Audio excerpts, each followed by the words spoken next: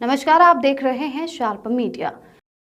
हजरतगंज स्थित जीपीओ गांधी प्रतिमा के समक्ष पूर्वांचल गांधी का सत्याग्रह जारी है। क्या उनकी मांगे हैं और किन विशेष मुद्दों को लेके आज आप लखनऊ में सत्याग्रह को लेके यहाँ हाजिर हुए हैं, आइए जानते हैं। वेलकम डॉक्टर साहब, आज का जो आपका सत्याग्रह है किन मुद्दों को लेके है और आज यहाँ पूरा देश नरेंद्र मोदी प्रधानमंत्री जी का जन्मदिन मना रहा है और आज आप यहाँ पे एक काला दिवस और क्रूरता दिवस मना रहे हैं, क्या मैसेज है पब्लिक को? देखिए, आज पहले तो सृष्टि के रचनाकार विश्वकर्मा जी की जयंती है, उनको प्रणाम करता हूँ, नमन करता हूँ। जो जितना देख रहे हैं उन्हीं के नाम पर हो रहा है। दूसरे, देश पूरा प्रधानमंत्री का जन्मदिन मना रहा होगा, आज मनाया भी जा रहा है। और सरकारी मशीनरी का, जो सरकारी मशीनरी किसान मजदूर जनता के टैक्स पर पल रही है, उस पर जिंदा है, उस मशीनरी का दुरुपयोग करके आज उनकी जन्मदिन मनाया जा रहा है और 2 अक्टूबर तक मनाया जाएगा।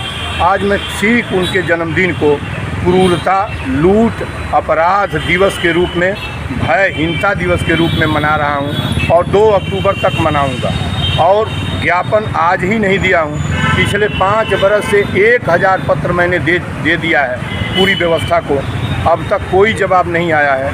मैं आज ज्ञापन में जो ऑनरेबल प्रेसिडेंट को जाएगा, ऑनरेबल गवर्नर की ओर से जाएगा, स्टेट गवर्नर की ओर से जाएगा और रिस्पेक्टेड कमिश्नरेट लखनऊ की ओर से जाएगा, उसमें मैंने 5 मांग लिखी हैं।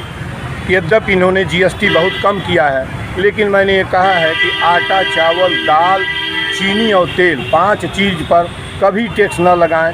जब तक चाँद सूरज रहे, ये बेईमान जो सत्ता में बैठने वाले विधायिका कार्यपालिका के चोर लुटेरे क्रूर हैं, कभी टैक्स न लगाएं।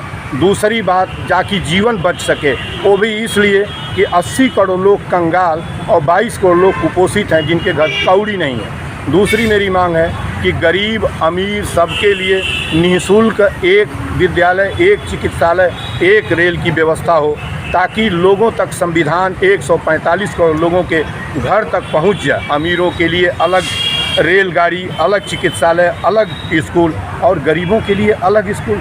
तीसरी मेरी मांग ये है कि डीजल, पेट्रोल, सीएनजी 70 रुपये कर दें। और जो बाइक पर टैक्स है, कौन लुटेरा, गजब का लुटेरा इस देश का रोड मिनिस्टर है, कितना बड़ा चोर और डकैत है, ये तो कॉन्स्टिट्यूशनल डेकोइट है। इसको मैं किस तरीके से कहूँ, क्यों बाइक पर टैक्स लगाया है? किसने कहा बाइक पर टैक्स लगाने को? बाइक पर टैक्स लगेगा और जनता के जो गाड़ियां हैं निजी, उस पर टैक्स लगा है, इसको ख़त्म कर दे। और जब चौथी मेरी मांग थी कि विधायिका कार्यपालिका के जो सदस्यता है विधायिका कार्यपालिका की, वो एक बार का कानून बना लें, एक बार का कानून बना लें, ताकि चंद मुट्ठी भर लोगों का, लगभग 5000 लोग सांसद और विधायक हैं जो देश की व्यवस्थापिका कार्यपालिका पर कब्जा किए हैं, इनकी कब्जेदारी टूट सके और ये जो पूरी सिस्टम है वो डेमोक्रेसी जैसे महसूस हो सके। दूसरे लोग उन सीट पर चले जाएं, 50 साल 60 साल एक नेता बन रहा है, उस पर कब्जेदारी जैसे उस पर कब्जा कर ले रहा है। ये क्या सिस्टम चल रहा है इस देश में? और जब से नरेंद्र मोदी ने हुकूमत संभाली है, भय और हिंसा का देश, किस तरह से मणिपुर में नृशंस हत्याएँ हुई, ब्रिटेन और अमेरिका तक उस पर अपोज किया और इस देश का क्रूर प्रधानमंत्री अपनी नज़रों से देख रहा था। उसको समझ में नहीं आ रहा था कि इतिहास के पन्ने तुमको संभाल के रखेंगे और एक दिन यह मुल्क तुमसे हिसाब पूछेगा।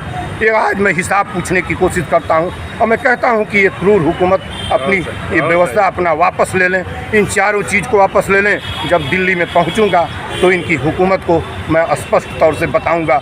2 अक्टूबर जब गांधी और शास्त्री जयंती होगी, दिल्ली में संसद पर सत्याग्रह करूँगा। जय हिंद, जय भारत, जय भगत, जय गांधी, जय अम्बेडकर, जय कलाम। जो विषमताओं की शिकार है उसको बचाने का एक ज्ञापन है और ये ज्ञापन का अवसर इसलिए मैंने चुना है कि जो देश के पीएम ऑनरेबल पीएम की जयंती, जीवन की जयंती मनाई जा रही है और मैं इनकी जयंती को क्रूरता, अपराध और हिंसा दिवस के रूप में, हमारे पेट पर टैक्स लगेगा, हमारी शिक्षा बेची जाएगी, हमारे रेल में बैठने पर टिकट पर टैक्स लगेगा, हम सहते रहेंगे, हम कब तक गुलामी सहेंगे? और 100 वर्षों तक हमने अंग्रेजों की गुलामी सही, और अब हम इन माननीय कार्यपालिका और विधायिका के चोर लुटेरे अपराधियों की गुलामी सहूंगा, बिल्कुल नहीं सहूंगा।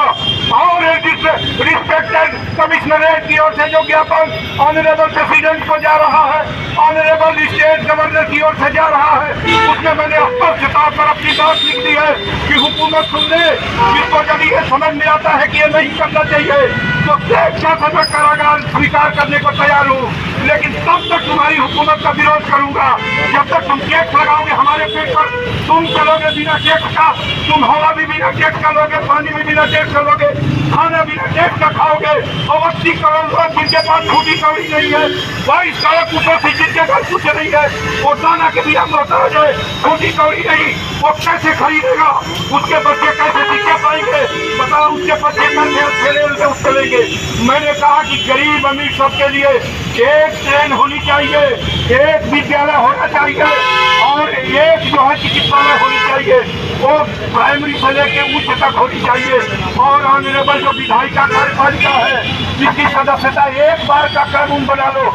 अरे अब पट्टा लिखवा लेते हैं, ये सदनों में जाते हैं, एक मंत्री पट्टा लिखवा लेता है, जीवन भर रहता है, अपने बच्चे को ठोक के जाता है। यही डेमोक्रेसी है और इस डेमोक्रेसी के लिए आज़ादी मिली है।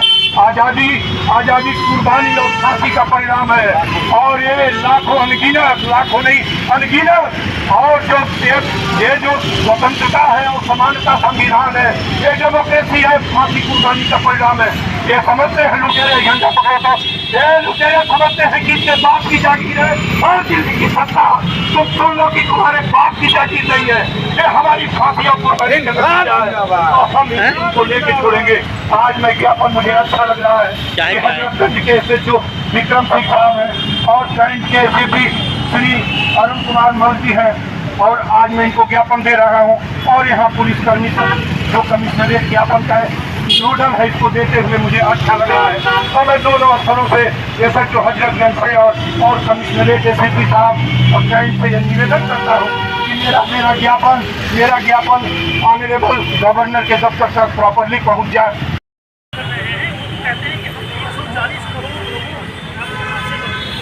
वो गलत बात बोलते हैं और ये हर चीज हो रहा है।